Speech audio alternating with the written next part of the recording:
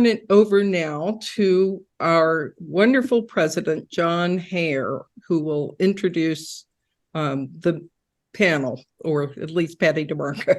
Go ahead, John. I looked for the wonderful guy, but he wasn't here, but I'm here today. So I'm happy to be here. Thank you very much, Suzanne. Welcome everybody to this event tonight. We are proud to be able to present a program series every year, the Battle of Homestead Foundation. We define ourselves as people inspired by the dramatic labor conflict of the 1892 Battle of Homestead. We promote a people's history, we empower today's workforce, and we build strategies for the future of work. And we do that through educational programming, participation in partnerships with allied organizations, fostering debate and action, to build the kind of coalition that's required to develop progress in our area. And we have agreed to the values of the dignity of work. We've agreed that labor has a rich heritage and has a pivotal place in our society and to make change. And community engagement through programs and partnerships is how we do it. We're interested in skills development and prepared workforce for the future. And we advocate human rights within a robust democracy to accomplish it. Tonight, we're going to talk about a subject that we often don't talk about, but we're going to talk about economic development and how we can continue to foster our values and build the kind of community, safe community, clean community, and a prosperous community through utilizing programs and partnerships. And we're very pleased that one of our members, Patricia DeMarco, will be chairing and introducing this program and introducing the partners that we've been working with in this matter. And with that, Patty, I'm going to hand it over to you. I'm going to ask folks to hang in there. We're going to have a bit of a question and answer period, but mostly among the participants, since we have a number of the featured participants tonight. But please utilize the chat if you have questions or concerns for the panelists. Also, please hang in there. This will be about an hour and 90-minute presentation, and we hope that you will enjoy it.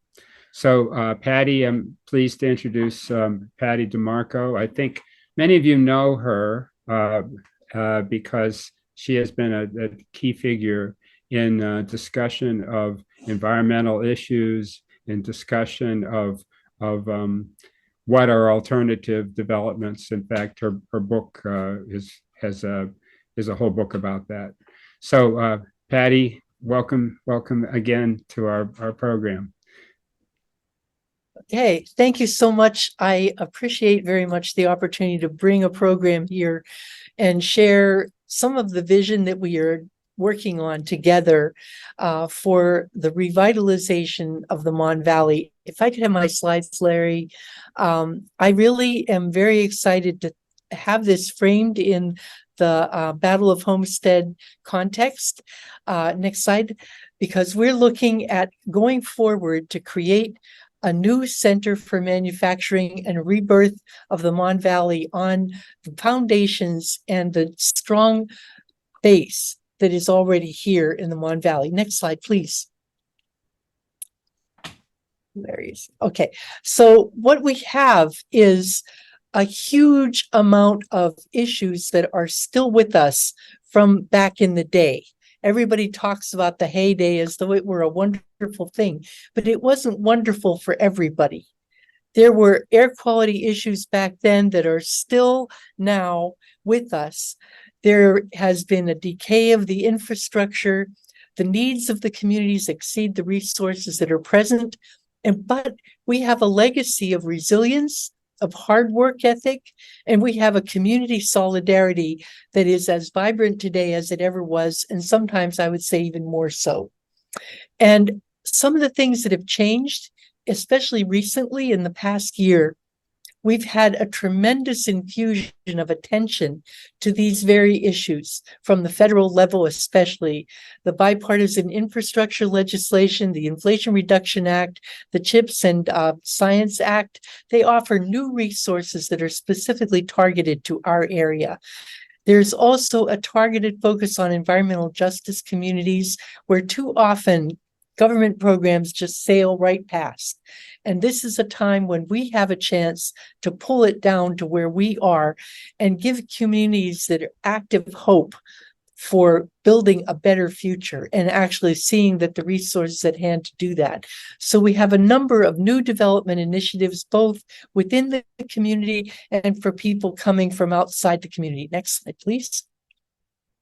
I want to share the podium this evening with my longtime colleague, Matt Mehalik from the Breathe Project. He is a professor of public policy in the Carnegie Mellon University, and we have shared many students over the years. I would like to share also with Tina Doose. She is the founder and director of the Mon Metro Chamber of Commerce and a 16-year chair of the Braddock Council. And Chad FitzGerald, who is the Vice President for Strategic Partnerships and Public Affairs for EOS Energy Enterprises. So if we could have our first, we're going to have 5 minutes from each of them to share a little bit about their ideas, their goals, and what they're excited about. And we will start with Matt. Matt Mehalik, the floor is yours.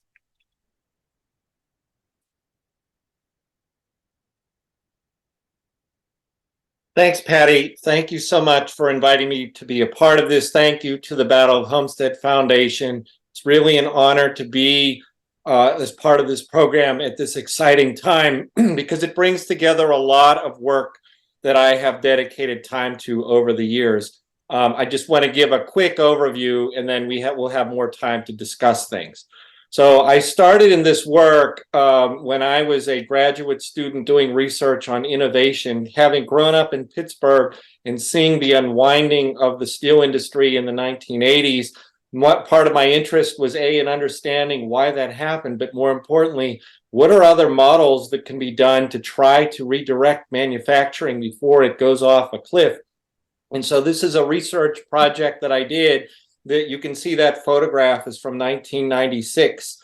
This is a Swiss textile mill that was an industry that was closing all throughout Northeast Switzerland. And they used the environment as a driver of innovation and were able to save the jobs in the mill and won international awards by eliminating toxicity throughout the whole process and greatly improving energy efficiency and making it more competitive. And I have published not only this book that contains several of those case studies, but it was published in multiple business schools and are still used today to talk about this. But my challenge has always been how to bring this to Pittsburgh and get people to do something to transform our industry here.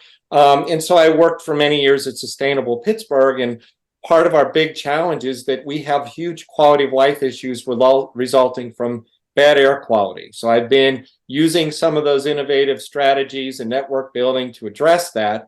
And, you know, we have a 100-year arc of neglect and pollution throughout the Mon Valley that's created pretty severe environmental justice issues and coupled with disinvestment. And it's really a huge hill that we need to climb, but the partnerships are coming together to start addressing this. Air quality is one of those issues that still needs to be addressed. We still have a serious air quality and public health problem throughout the Mon Valley, and we have to address it in order for people to really move forward.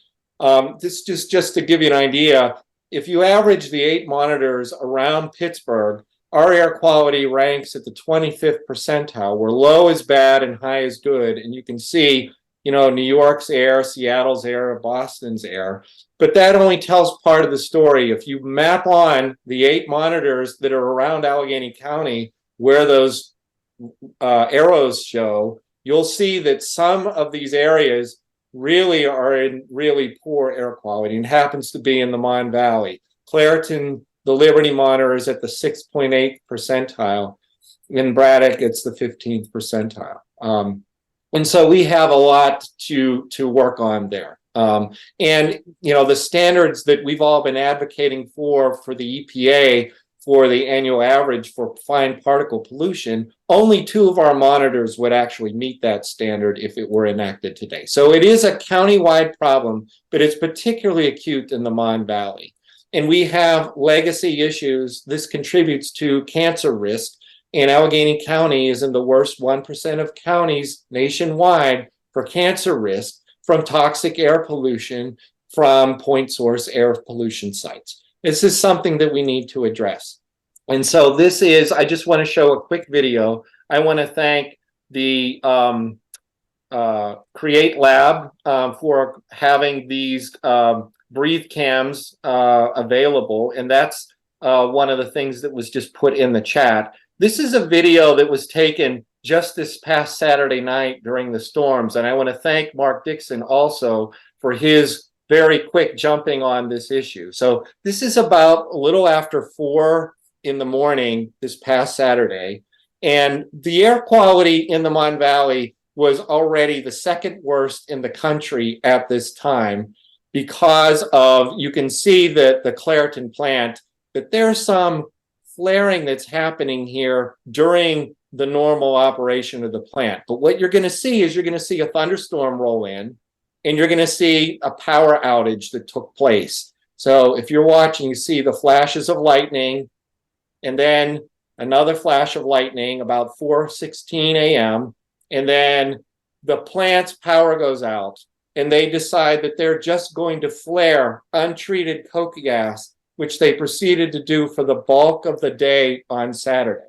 So this happens, this happened on the 4th of July, and this is a plant that is, out of control or barely in control. And this is not something, you can see that the air pollution of burning untreated coking gas, and it blew right into the Mon Valley, right into the heart of the East End. And the only reason why people didn't notice it as much is this is during a severe weather episode, and there's high winds that scattered this. But this happens too frequently, and it's not acceptable. And so that is something for going forward that we have to address no matter what happens with the future of the Mon Valley. It's not sustainable, and it's not acceptable for that.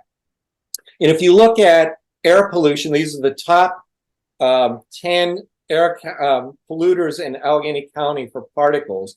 The Mon Valley Works accounts for 78% of all particle emissions throughout the whole county, if you add it all up from the orange components of the Mon Valley Works. And you can see that Clairton Coke Works dwarfs the emissions of every other entity that's there. And of course, we tried to get U.S. Steel to invest in it, but U.S. Steel bought electric arc furnaces in Arkansas. They spent $4 billion there and pulled the plug. And guess what's happening? U.S. Steel's now for sale. These are headlines from just this week. Now, if you look at what's happened with U.S. Steel, after that May 2021 announcement of not investing in the Mon Valley, their stock was downgraded by Goldman Sachs. Within the end of that month, which was October of 2021, they put a share buyback program in operation and bought $300 million of their stock back.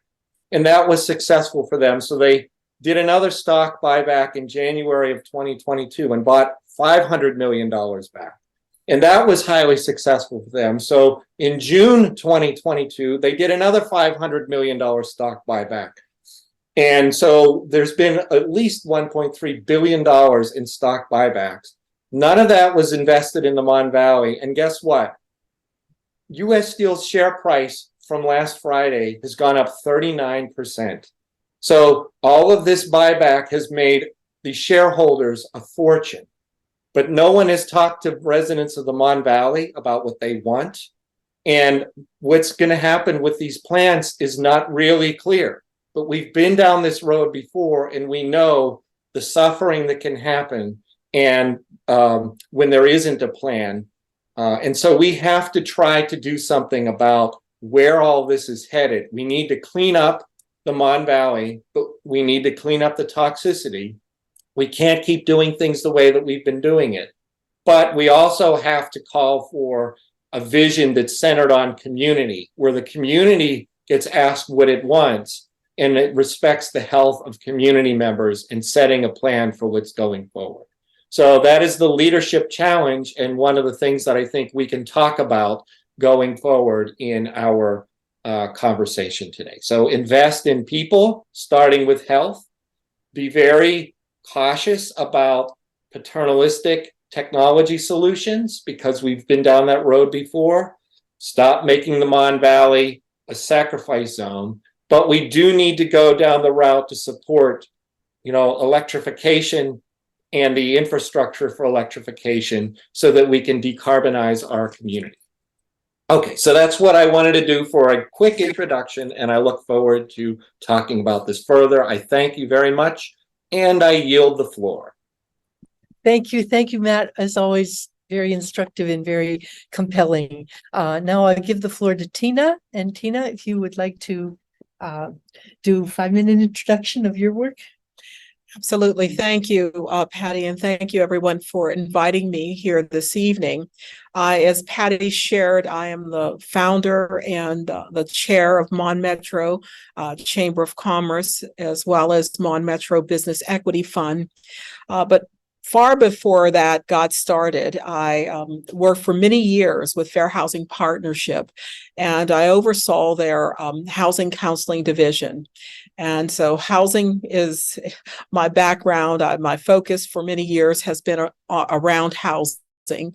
And one of the things that was happening at the time that I started for Fair Housing Partnership, and many of you may be familiar, there was a large public housing development in Braddock called Talbot Towers. And Talbot Towers was torn down. And part of what happened there was a lawsuit. There was a consent decree that happened around Talbot Towers. What they decided is that the construction there was shoddy and a lot of investment had not been put into the community, whereas there were other public housing communities throughout Allegheny County that did receive more investment. But they settled that. They settled the lawsuit with the consent decree. And a few things that they did some deconcentration in other public housing developments. So they were large and high-rise developments. They changed them around and made them into more like townhouse developments and added amenities that were needed. But this was a big deal at the time, and millions of dollars. Not only did they improve the housing, but they brought programming into the communities because they realized that was an oversight too. But Sanders' consent decree, it was pretty tumultuous, and a lot of families that resided in those public housing developments moved out. They were given Section 8 vouchers to move to different parts of the county to live, a number of other places. And the program that I oversaw, those vouchers were distributed, and I had a team of counselors that helped individuals identify housing and move to some of those other locations. And some of them moved into areas where their race did not predominate. That was, incentivized at the time. So we worked hard to get them placed in different areas. But this was hard. And what was happening in Braddock and other communities throughout the Mon Valley and Rankin, we had an old housing stock, and nothing much, would change there. So it was always just, to me, it was very sad that it didn't go further and do more. But when Sanders ended, I thought, oh my goodness, we were able to do deconcentration. We were able to get revitalization in some of these communities around housing and public housing in particular. And I thought long and hard. I said, what can I do to continue to affect change? And I made the decision. I said, you know what? I can run for council. I can hopefully become an elected official and continue to facilitate things around housing development and change. So I did just that. And I was, I'll say now, fortunate enough to be on council. I served on Braddock Borough Council for 16 years. Mm-hmm. And we were able to do some good things. One of the things that happened during my tenure there is that the hospital was torn down. And I remember so clearly being on the back of a flatbed truck one day, at a rally, and there were probably about 400 people out. And I thought long and hard that morning, what will I do? What should I say? And one of the things I opened up, I said, is there a doctor in the audience? And everyone looked around and said, what's going on? I said, is there a doctor in the audience? Because there was a leader at that time that I felt like needed a heart transplant, that didn't care about our communities. And they were tearing down our hospital. And I rallied against that, but I knew all the time that hospital was coming down. But what I didn't want was a hole in the ground. I didn't want it to be an empty space. And rallying for 2 years around that, no one changed their heart about Braddock and all the impoverished communities at the time. But what did happen is we got development. And we were able to develop the Overlook housing, 20-something units there of lease purchase housing. That was great. It was fully occupied. And even before that was done, I knew that the county they told me, they said, Tina, it's a soft market. Oh, it's going to be hard to sell for sale homes. I said, build them, they'll come. Mm-hmm. We will get, and sure enough, we did some infill housing. We used a developer to do it. Those houses were sold many of them before they were built. And so not only was the Overlook developed, but right behind the Overlook, there were 6 single family homes, 3 and 4 bedroom homes that were sold, all of them fully occupied. So even in a soft market, people were interested in moving to Braddock. They were open to that. They were interested in identifying safe, affordable, housing that was not dated. And so that has been a real focus for me. And prior to departing from council, I worked on a project, Braddock Lofts, and it's still in its beginning stages. They're still trying to finish and get a gap in the financing done, but it's going to be beautiful. Loft apartments were an old school, the junior high. I actually went to that junior high school for a year, used to be. It's going to turn into loft apartments with a rooftop terrace. I mean, I think it's important to think outside the box and to say we can have beautiful things. We can have nice housing for people. So part of what I did is I put together a plan for developers. So many developers that wanted to come to Braddock, I had a plan around development.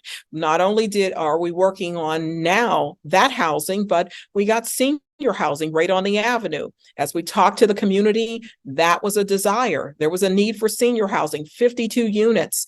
They're occupied. Seniors live there, and they have a beautiful place to call home. Also along Braddock Avenue, we have another housing development, the Oringer. It used to be an old furniture store, mm-hmm. and now it is home to a lot of people. And there were some difficulties along the way. I will tell you that there was a requirement that you could not have residential living on Braddock Avenue. And I was at a conference in Chicago one year, and it was late in the evening.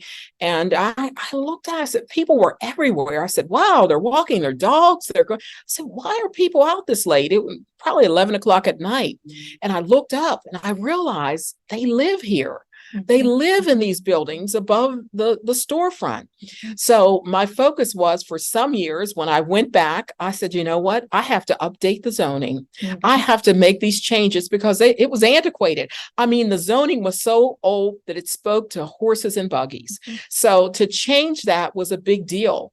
And I was able to work with a team. We updated our zoning law so we could allow the first floor had to have commercial space, but above that commercial space, there could be residential dwelling. So sometimes it's the small things that you have to shift and change in order to get the bigger things done. So getting that done has been a real beginning, and looking up and down Braddock Avenue, as we did, as I shared with you, we had the round table where businesses came together and they wanted to learn about how to get their business off the ground, what I need. I would get calls all the time. Tina, can't you help me? I cook in my home, or I have a small business, but I really want to grow it. And so we started the roundtable, and that roundtable brought in experts from all around, from the University of Pittsburgh, Duquesne University, and others that talk about crowdsourcing and things that small businesses needed to know, and how to get their business plan off the ground. Well, as the roundtable, and when we launched our first meeting, to my surprise, I didn't know what it would look like at the launch. We had over 100 participants, and we partnered with Braddock Carnegie Library.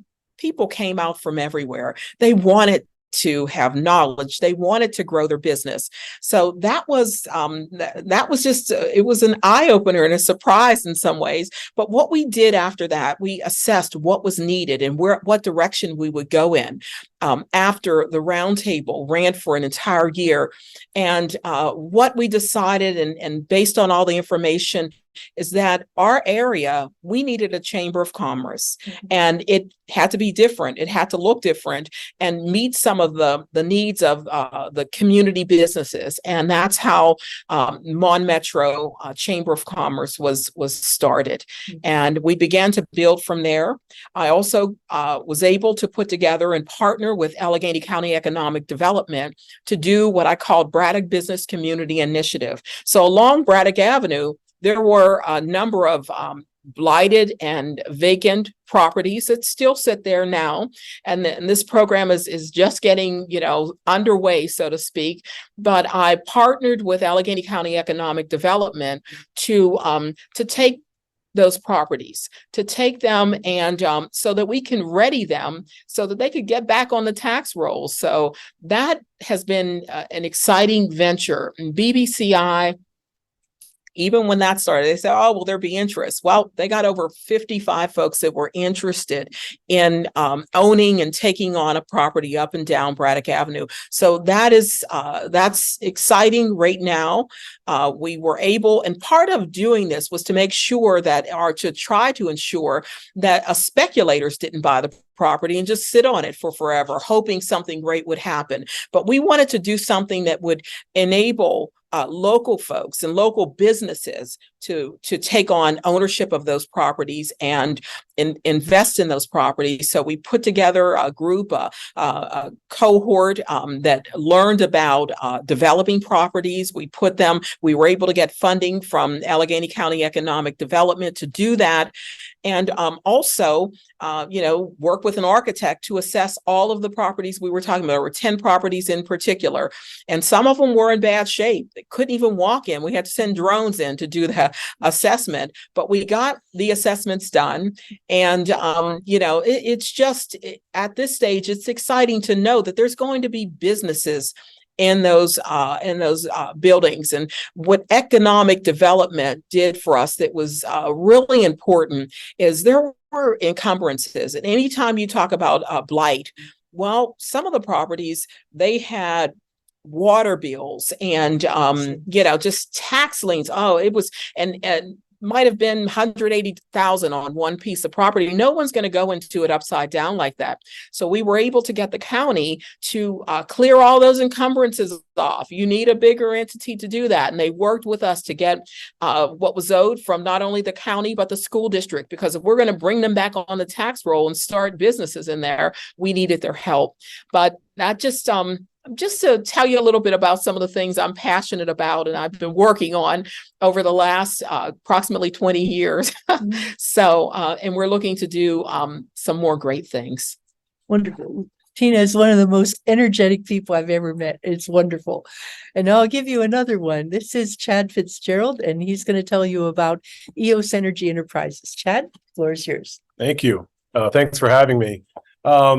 So we're at a really interesting inflection point at EOS. So let me tell you a little bit about what's happened over the past couple of years, and I can tell you more about the company itself later in the conversation. But we studied an alternative chemistry to lithium ion for about 15 years and spent a lot of money developing the chemistry of the battery, the electrolyte solution of the battery. We got new leadership of the company who really had to pivot the organization from a research and development culture to a commercial production culture. And this is a pivot that a lot of companies have a difficult time doing, because you need all kinds of new people, you need different competencies, different thinking. But we got this great guy named Joe Mastrangelo to take over the company, and he successfully had us pivot the company to a commercial production culture. But just to give you some math around what we've been able to do, we used to make one battery cell per day just a couple of years ago. And we need to make hundreds of battery cells to just fit one of our containers, and sometimes hundreds of those containers go out into the market. A couple of years later, we're making a battery cell every 90 minutes. And then ultimately, we're making 4,000 battery cells in a month. And now we're far exceeding that pace today. And what was really interesting is it wasn't the PhDs who helped us create this electrolyte solution. It was the people of the Mon Valley. What I mean by that is, early on, when we first started building these batteries, and no one had built a battery like this before, it was a really novel process. Every employee, and by the way, 80% of our employees are high school educated only. They're trained on the job. Half of our employees are people of color. 25% of our employees are veterans. 20% are women. And if you look at our factory floor, it looks like the surrounding community. And we're proud of that. But what we're even more proud is our employees were asked to do two things. Do your job each day, whatever task you had to do, but they also are asked to do their own innovations and try to figure out how, no matter how small their job was, how they could do it just a little bit better. And so it's really the people of the Mon Valley, as they did their work, produced their own innovations. And today we are producing at scale the only commercially available alternative to lithium ion in the world for stationary storage. So we're at this really interesting point in the market. This market is just about to take off. And it's really been this 3-year process and the people of the Mon Valley that have gotten us there. So what we're really doing right now is trying to take advantage of the industrial culture that is still so deeply ingrained in these local communities. And ultimately, going well beyond the Mon Valley, we're trying to prove that you can not only innovate in America, and we've been great at innovation for a long time, but we want to prove that you can also manufacture in America.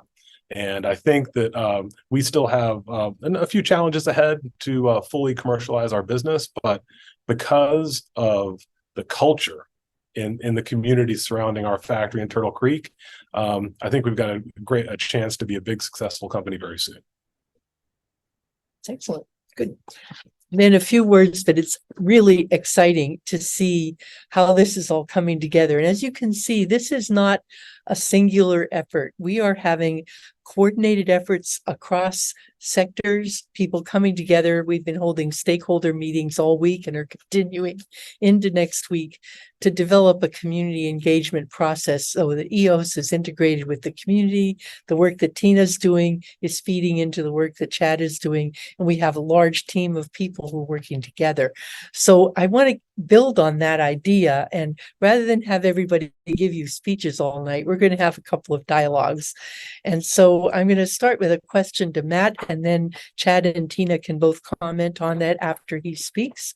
So Matt, would you start and tell us, what can we do to secure a future for the Mon Valley that has a cleaner environment and better health outcomes, because people will not come to a place where they're going to get sick. And so we have all of these exciting developments going on where people have new ways to work and live.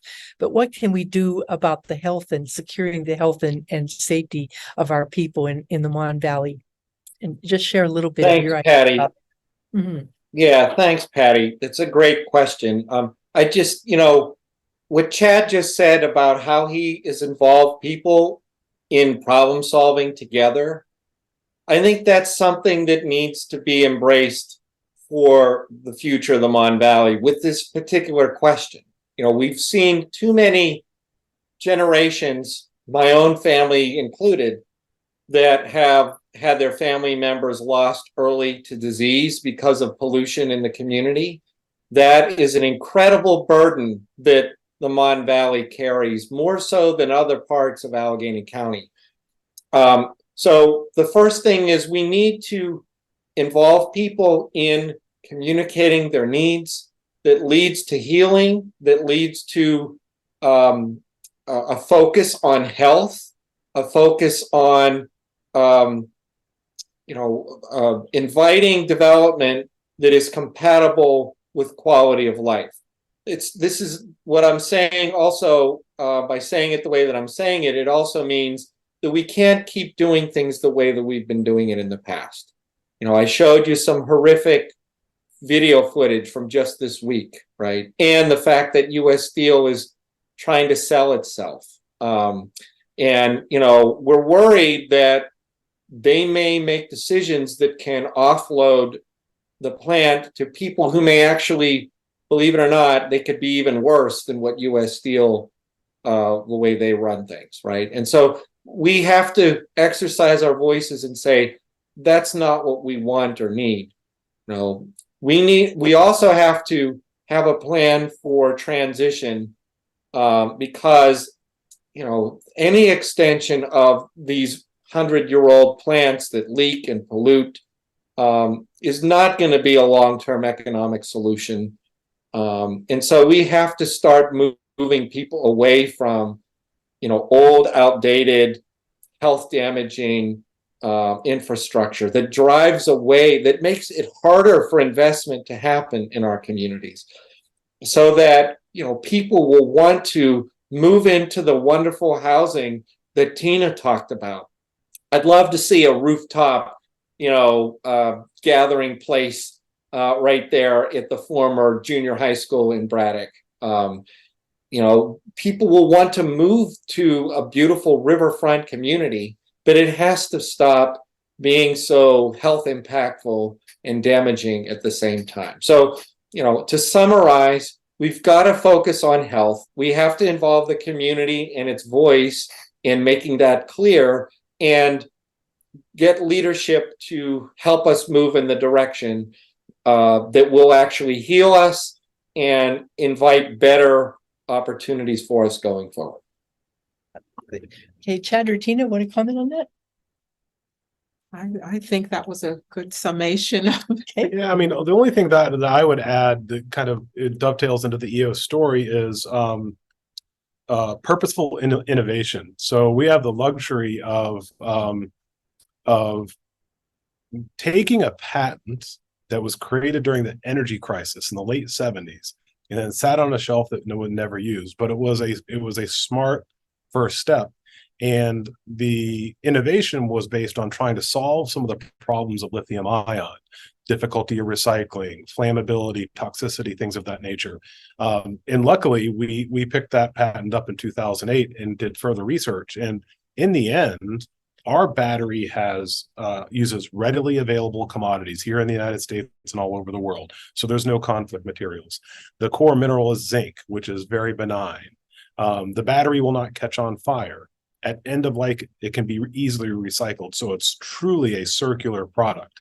But what I would say is, keep in mind, it took a long time to bring this innovation to market in a tremendous amount of money. And when we find opportunities to have these intentional innovations that can actually make our energy system greener, make our environment cleaner, both the private sector and the public sector really need to lean into those technologies and invest, not only because of making a company successful, but by what intentional innovations like that can produce beyond a company's walls. Exactly. So we have to start counting the health benefits of clean energy businesses so that that becomes part of the value added instead of becoming a cost. And this is, I think, a really important distinction that needs to be made as we're looking at new developments. So I'm going to move forward because I know we're starting to accumulate questions in the chat and I want to get to those too. But Tina, I wanted to look at in more detail some of the initiatives that are underway that might help to address especially the housing needs in the Mon Valley. There have been a number of things that are, as you said, have been put in motion, but what are some of the specific new initiatives that we have that are helping this go forward? Well, I shared a little bit about that around what's happening along Braddock Avenue, but I think what I think can, and this was easy for me when I found out about EOS and the fact that this was green technology. This was new and different, for the Mon Valley. It was easy for me to get on the bandwagon because I've lived in a steel mill town or near one most all my life. And to say that there was going to be manufacturing and industry that could be right next to and coincide with residential living and didn't produce a lot of environmental concerns was a big deal to me. And right now I've been working with EOS because another thing, and I don't want to say it's happenstance, but the Biden administration has put some things in place to ensure that as large companies go after grants and loans, they have to include the communities that are around them that have been, are poor communities for the most part and have been overlooked. And right now, I'm working on putting together and working with EOS around a community benefits plan. Mm-hmm. And we've been going into, and when EOS, when they came to us, to Mon Metro Chamber of Commerce and myself and said, hey, well, how does this need to look?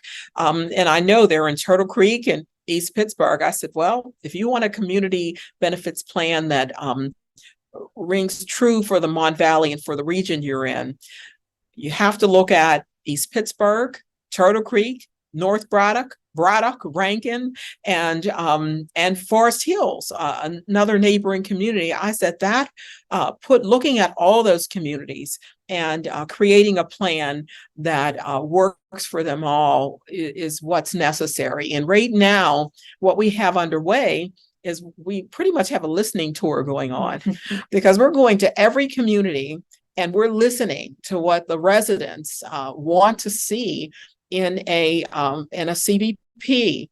And some of the things that we're hearing are uniform throughout all of the communities. We're hearing, things around housing, transportation, just a number of things. But, some things are different. Each community, they have aspirations and they have needs that differ. And they're sharing those things too. So we have 3 communities that we visited and 3 more to go. And this is exciting. This is new and different. And I believe that by EOS, they're going to help to bring more jobs. They've gone already from 30 some jobs to over 300 and some odd jobs at their facility. And I think they're going to bring possibly even more jobs. But I think if nothing else, they truly have been able to shine a light on our community and some of the needs that are there, because we not only need, we need support on a state, federal, and local level. We need a lot of things to bring back, to revitalize our communities. And so to help our communities thrive. And I know I have some lofty goals. I want to see poverty eradicated in the Mon Valley. But I believe this is a start. Good. Okay. Any comments on that? Yeah, absolutely.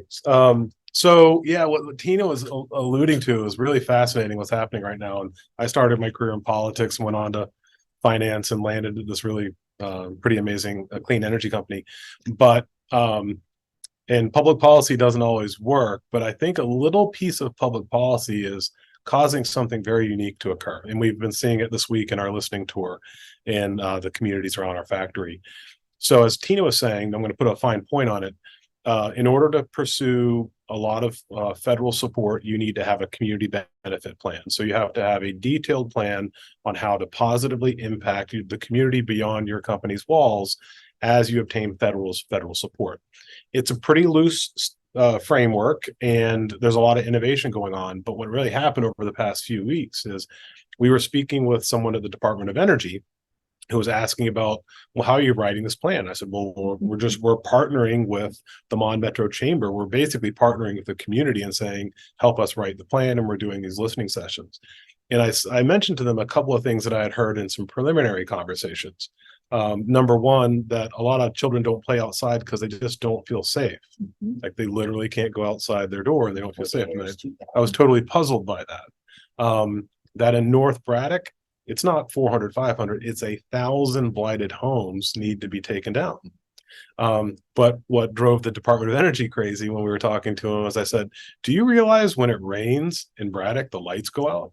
And they go, oh, well, you know, storms, that happens all the time. I go, no. When it rains, the lights go out. When it just rains.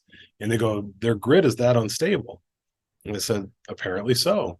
And so they said, well, we're going to send someone from Washington to these community benefit meetings. And they attended the first two, and they're going to attend two more on Monday and Tuesday.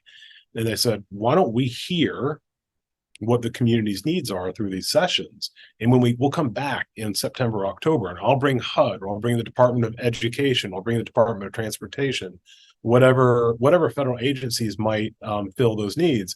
And what we all realized, Patty, Tina, and I, we said, look, maybe for the first time, you're connecting federal priorities, federal funding opportunities, all the way down to individual conversations with individuals in these communities.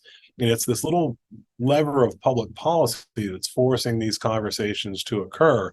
And, you know, someone very smart got that, put it in there. I know a lot of thinking with groups like Reimagine Appalachia and others help input that. But yeah, it's created a framework that if you want to benefit from federal tax dollars, you've got to have real conversations about how to help the stakeholders around your company. So it's a really cool piece of public policy. Yeah. We're seeing it in action, and we'll report back to you on how it pans out. Yeah.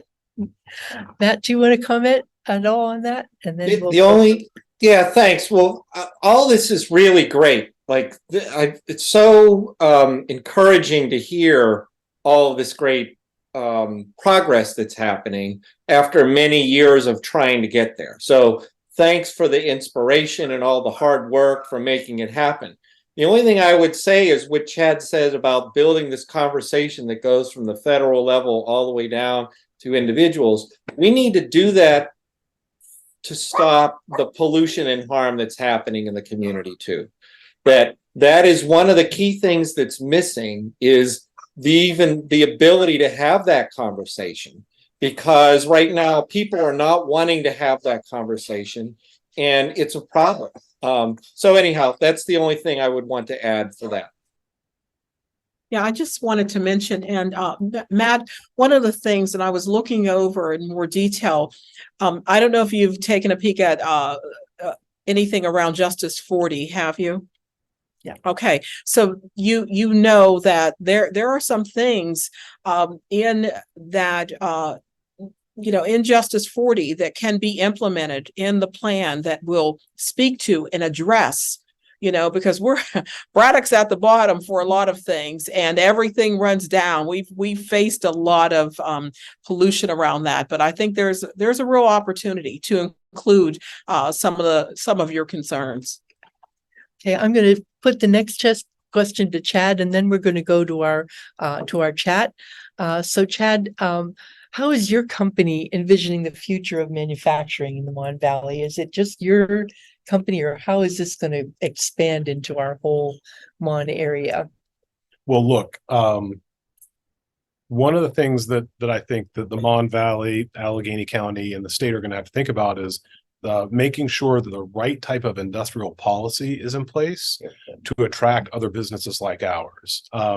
So I think there's a lot of thinking and a lot of quick thinking needs to occur to make sure, because what could happen for a region like this as it attracts businesses like ours? And I think people forget about this, but just think of what the auto industry has done over the years. In the auto industry, if you want to be a supplier to a car, what they say is, well, that's fine. You can make, seats for the F-150. I want you to build a factory right next to my main factory, and I want you to feed that factory. I want to drive down costs. I want to drive down the carbon footprint, is what you might say today. And that's a great way to create competitive advantages for American manufacturers. So the interesting opportunity that's available for the Mon Valley around our company is not just the jobs that come at EOS, that as you start becoming a big part of your supplier's business, that they look at opportunities to co-locate near you. So you could have a whole supply chain of economic activity and many multiples beyond the jobs we produce be produced by the American supply chain. And we have an 80% American supply chain today. We have one more component to make us 100% American.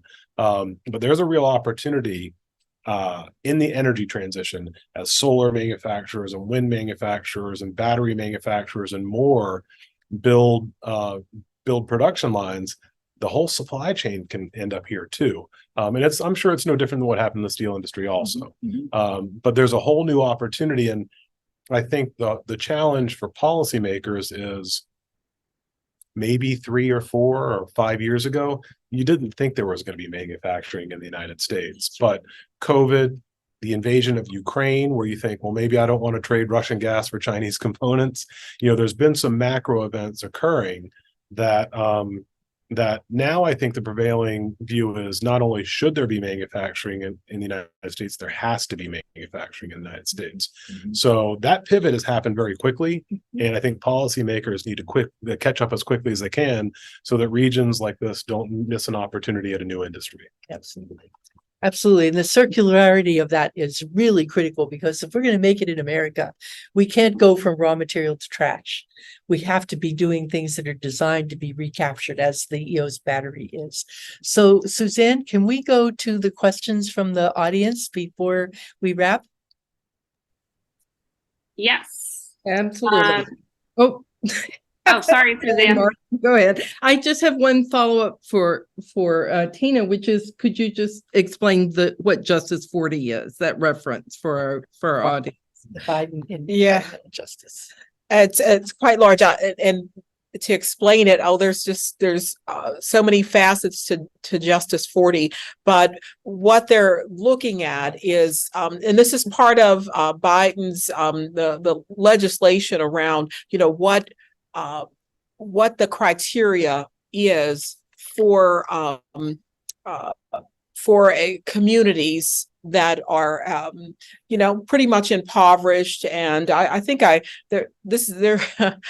trying to think of the most simplistic way to explain Justice 40, but it's the framework that community benefit plans have to be, for the Department of Energy, have to be built around. And Justice 40 has created that framework. There are a lot of components when they look at a number of things that speak to that. Patty, did you pull up the formal definition? It's whitehouse.gov Justice 40. Go to wh.gov and search Justice 40, and then you'll find it. It's quite lengthy too. Okay, thank you. So we have a question from Mark Dixon for Chad. What are the industrial / landscape / workforce qualities of this region that you think can help guide our thinking for identifying more companies and products and industries that are uniquely well suited to thrive in this area? Well, look, not to be too simplistic, but if you talk to anybody in the United States or anybody all over the world, and you mention Pittsburgh or Allegheny County or the Mon Valley, the first thing that comes to mind is manufacturing, right? So I think it's assumed and it certainly turned out to be true for us, that the embracing the culture of coming into a place and building and innovating is certainly been central to the economy of this region for a long time, and it just proven to be for us. So I don't think that we're having to do much convincing to the people of the Mon Valley that, you know, rolling up your sleeves and making stuff and having pride in that work is interesting. Whereas in other regions of the country, that may not be so true. So I think the inertia of past industries is still taking hold here, and I don't think there's going to be any difficulty for EOS or other companies building clean technology to find a home here. Great. And just to follow up, I understand from Patty that there is some unique, at least for this area, working conditions for the folks who are actually working in your facility. Can you talk a little bit about that? For example, I understand they don't have to wear hazmat suits because the materials being dealt with are not hazardous in that way. Yeah, it goes back to the kind of intentional innovation that I was talking about before. We're really trying to solve some of the problems of legacy technologies, and the work that started in the late 70s and picked up steam in 2008 has created a battery that not only is it part of the clean energy system and it can be recycled, but as you're making the battery, there are just fewer exposures to toxicity that you would have in a lot of other facilities. So the safeness, the inherent safeness of the technology is allowing the manufacturing process to be safer than other things too. Okay. This is something, you know, when you look at the principles of green chemistry as a driver for our new manufacturing base, one of the things you want to do is reduce the inherent risk instead of try to titrate how much pollution you're allowed to release. So it's really controlling the risk instead of controlling the amount that you're allowed to be exposed to. Yeah. Good. Thank you. And Perry Recker asks, also for Chad, is EOS thinking about reasons for limiting growth to local, regional, or national scales without being pressured to grow too fast or go global prematurely? You know, I won't get too much into our corporate strategy. We're really just trying to scale the business right now. We've just reached commercial production.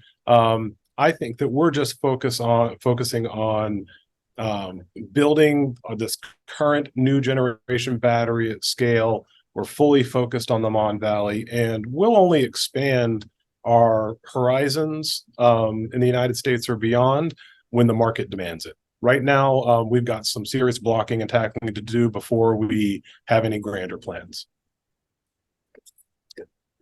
And for Tina, could you review or say more about what you've learned about vacant residential property development in Braddock that might benefit Wilkinsburg or Swissvale or Swissvale? Yeah, I think that there is room really on a county level to move some things. There are communities around the country that have worked to get blighted and vacant properties rehabbed and demolished in some cases. But the county has an existing vacant property program that is a vehicle to that already existing vehicle to get some of that work done. So I think one of the things that I've been told is that, it's open. They can grow that in communities like Braddock, that vacant property program. So if there's a house that you want to renovate and you need that side lot, you can utilize that vacant property program. And not only individuals, but businesses can do the same thing. They can utilize the county's vacant property program. So you learn to kind of work with some of the tools that are already existing, because it's hard to create new ones. But I will tell you, one of the things that I was hoping, and I've talked with the county about, is to do a program I call the dollar program, to allow people that want to purchase homes and renovate them and flip them to buy that house for $1 and do just that. So that would get rid of some blight. I think coming up with ideas like that and finding ways to put them in place, working with local government and the county. And once you have something that works, you can use it from one municipality to the next, just like the BBCI program. I was told that the county wants to look at not only, what's happening in Braddock, but using that as a model throughout Allegheny County to do just that along, corridors that used to be, business corridors, to bring back new business and create that same kind of, Main Street, the growth that many communities want to see. Another question, and this can be for any or all of you, and it's really along the same lines as what you're talking about, Tina. Has anyone looked into changing banking laws to allow smaller investments in local banks to provide loans for smaller business and entrepreneurs to grow local and regional markets? I'll let Tina take first crack at that. Y'all are looking mighty happy there. I don't know if I should, but one thing I will say, it's not so much, it's banking too, but one of the things that I would love to see is because I've had requests from so many, business owners and, budding entrepreneurs, but I would like to see a loan fund, a revolving loan fund.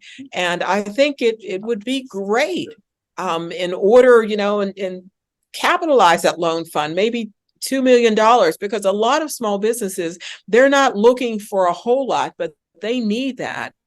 And utilize the banking system to help with that process. But I remember on a much smaller scale, we did a facade improvement program in Braddock where people could borrow $5,000 to, and improve their homes and do painting and what have you. And the county funded that program, and to the surprise of many, that loan, all the loans were paid back 100%. The people wanted that money and they wanted to do that. They needed those small loans, and the interest was low, and they paid them back, and they improved and beautified, their facades in front of their homes. So I just think things like that are absolutely needed. But yes, a revolving loan fund to help small businesses, I think would be great. And that's something that could possibly fit under Justice 40. And so we'll see what happens. Okay. Another question. All these polluting industries and commercial spaces, for example, the Century 3 Mall, are leaving dilapidation and blight behind them when they leave the communities. What kind of nonprofit projects, for example, parks, rewilding projects, you are aware of, the people in the Mon Valley are wanting to have around them? Perhaps some of this discussion came up through your listening sessions. I'd like Matt to address that because he had a student group that came up with some really innovative ideas about that. Matt, do you want to take first crack at that? Well, yeah, I mean, there's a lot to that. It really does depend upon the site. A site like Century 3, that's a major project to try to rehab that. Now, I did have some students, for example, work on what could be done to extend the life of Monroeville Mall and make it more of a community center. But that is still a viable functioning space. Something like Century 3, which is abandoned and it's been vandalized and there's problems there.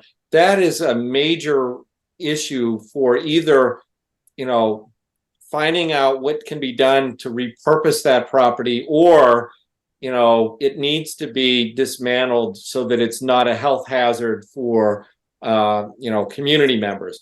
But there are so many other types of property in the region where there is opportunity to rewild. You mentioned rewilding, park space. These are riverfront communities, so there's opportunity for getting access to the riverfront, and so that people can use it as an amenity, and then also connecting together green spaces so that there can be safe green spaces for people to use and recreate. So there are just many different types of these projects that are available. The good news is it doesn't take a lot of money to get them started. Like there are some of the student project plans that we've come up with. An investment of $25,000 can really get things started and attract other resources and community support, so you have synergistic things that can happen where there are properties that can be rehabbed and reused. We've done this a lot in Homestead, actually, for a couple of places there as well. So it's really the core is creativity, getting the right creative thinking together to get the resources together so that it can be put on a different pathway. And I think it starts with that. Thank you. We have a question from Edith. What's the local policy changes that are being made at the local level? Policy changes. Well, I'll take that as a local official sitting right now. We've done a revamp of our zoning ordinances to remove barriers to solar installations, for example. And we've also revisited a lot of our zoning laws, as many communities have, to remove ancient barricades to things like urban gardening, and allowing people to have, we're not quite up to livestock, but having, beehives, and you can have pet goats, but actually allowing people to use their land for agriculture and not just grass and trees. So some of the things that also can happen is to re-examine mixed use ordinances. Tina was describing residences on the ground, on the upstairs, and businesses on the ground floor. There are zoning ordinances that restrict that in our community, so we've been trying to revisit those and make them more flexible so that you have flexible parking spaces and mixed use zoning, which helps to bring people into the community, into the streets, and making the sidewalks safe. So there are a lot of things that you can do with also ordinances regarding walkable communities. You can adopt an active transportation plan that allows you to make walkable spaces a part of the community infrastructure, and it helps people have more choices for how to use that space than has been in the past.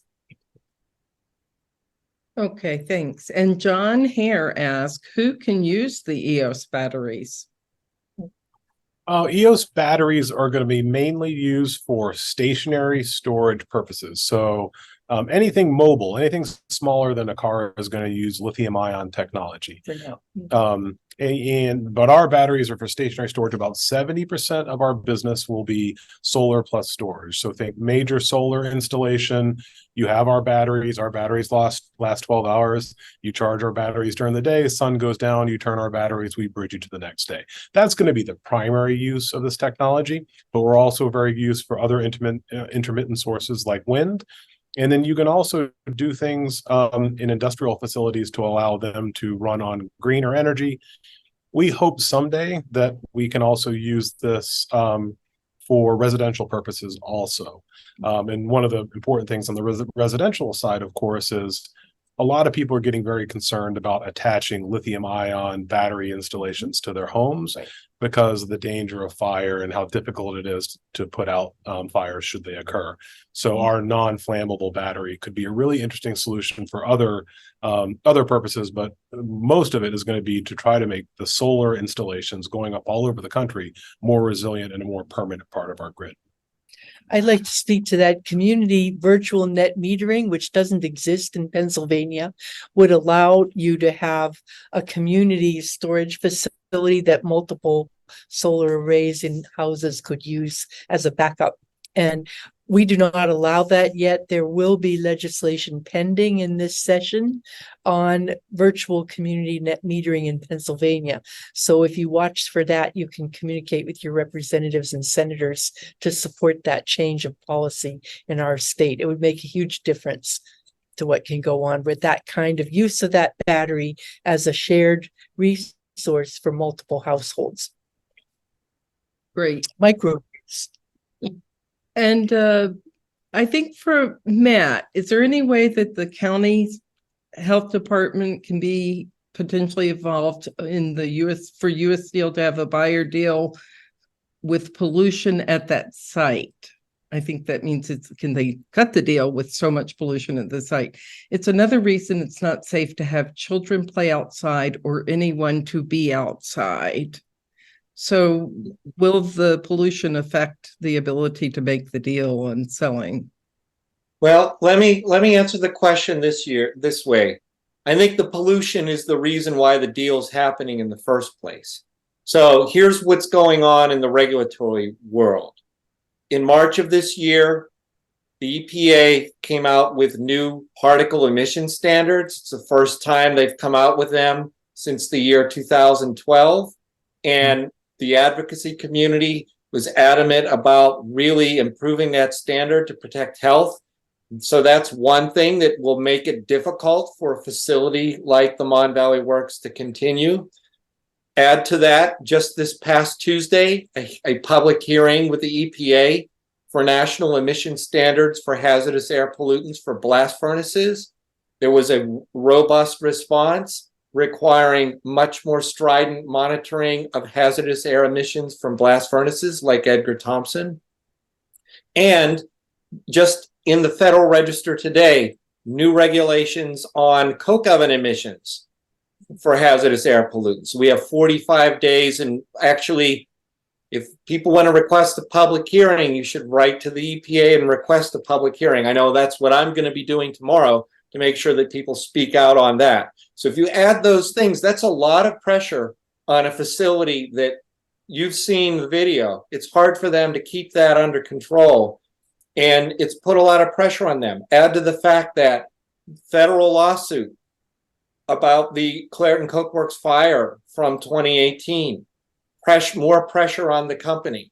So, and you add to the fact that climate pollution means that facilities like that really can't continue more than 5 years. It really should stop continuing like today for climate pollution emissions. So there's a lot of pressure on that facility. And whoever buys it is going to have to deal with that. And it's going to be a real struggle for them. And our county health department, under a new county executive that cares and values about public health and health of communities, will make sure that those standards are upheld and enforced.